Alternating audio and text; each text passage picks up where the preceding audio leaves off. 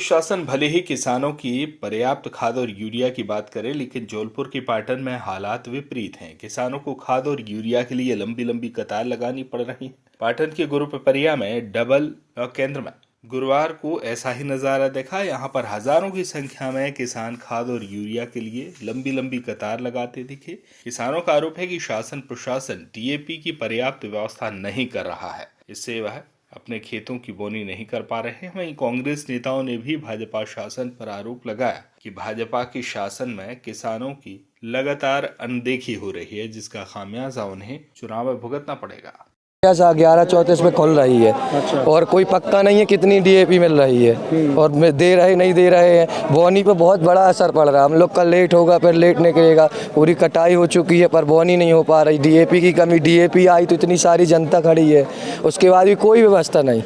11:30 बजे और सुबह 7 बजे के लोग बैठे हैं यहाँ। हम लोग 7 बजे के सुबह और कुछ लोग 4 बजे रात के भी हैं। लेकिन भाजपा तो दावा करती है कि किसानों को पर्याप्त बिल्कुल नहीं आ रही। 1 महीने से नहीं आई। का दावा कर है पूछे तो कौन भाजपा को नेता है आखे तो कहे हम उससे कि हम फिर बताए कि कितनी यूरिया मिल रही, कितनी डीएपी मिल रही। वो तो बहुत परेशान है ना भाई। वे आके बैठ गए, सहानुभूति दे गए, वो तो जता गए। अब यहाँ इतने किसानों कहाँ है जनता के सेवक? जहाँ 50 जनता के सेवक? 50 गाँव के आदमी है, परेशान हो रहा है। कहाँ गए जनता के सेवक? अभी तक सर्विस पटेल 10:30 बजे को टाइम लिखो है, लेकिन 11:35 हो गए और अभी बढ़ नहीं रही है। और अभी आधा घंटा बाद है। कभी लाइन में नहीं लगे। कांग्रेस की सरकार में हम लोग हर दुकान पे पूरी ट्राली भर के जाती थी। एक दुकान पे चले जाओ तो ट्राली भर के ले जाओ। तो 1 महीने से डीएपी नहीं मिल रही, नहीं मिल रही। ना प्राइवेट सरकार दे नहीं रही। प्राइवेट कहाँ से दे देगी सर? सरकार के पास है नहीं तो प्राइवेट कहाँ से दे देगी? सब सरकार ही के पास नहीं है तो प्राइवेट कहाँ से देगी? थोड़ी क्या परेशानी आ रही है आपको? ये 3 महीने हो गए, 2 महीने के लगभग हो गए डीएपी उपलब्ध नहीं है, है ना। यहाँ प्रशासन उपस्थित होकर 11 किसानों को बोला गोली मार देंगे। 144 लगी है, अच्छा है ना। 144 लगी है तो यहाँ इकट्ठे क्यों करे जा रहे हैं किसान? कुछ तो समस्याएं होंगी किसानों को। अब चुनाव का माहौल है, चुनाव के सीजन में डीएपी उपलब्ध नहीं हो पा रही। तो कौन धमकी दे रहा है? नहीं, प्रशासन के लोग आए धक्का मार के बोल रहे। ये करे तो किसान क्या करे? आत्महत्या करे किसान। 8 दिन बाद में बोर्डिंग में विवेक पटेल, महुआ खेड़ी से रहने वाला। किसान करे तो किसान करे क्या? फांसी लगाए किसान, इसके अतिरिक्त कुछ नहीं है। जब बोने के लिए डीएपी उपलब्ध नहीं करा पा रहे तो आप क्या उपलब्ध कराएंगे? भाजपा दावा करती है कि किसानों को बिल्कुल परेशानी नहीं होगी, क्या मानते हैं आप?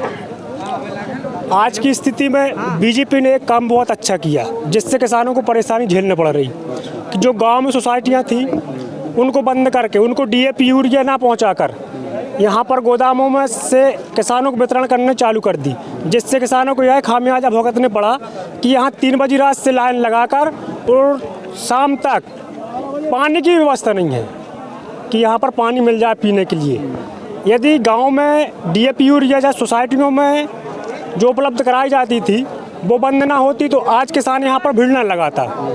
आज से 10 साल पहले हम बोनी करने जाते थे तो बीज ट्रैक्टर पर लादते थे और डीएपी यूरिया सोसाइटी से उठाकर बोनी कर लेते थे। वो बंद करने से आज किसानों की यहाँ पर इतनी सारी भीड़ है। क्या नाम आपका? देवेंद्र पटेल जमुनिया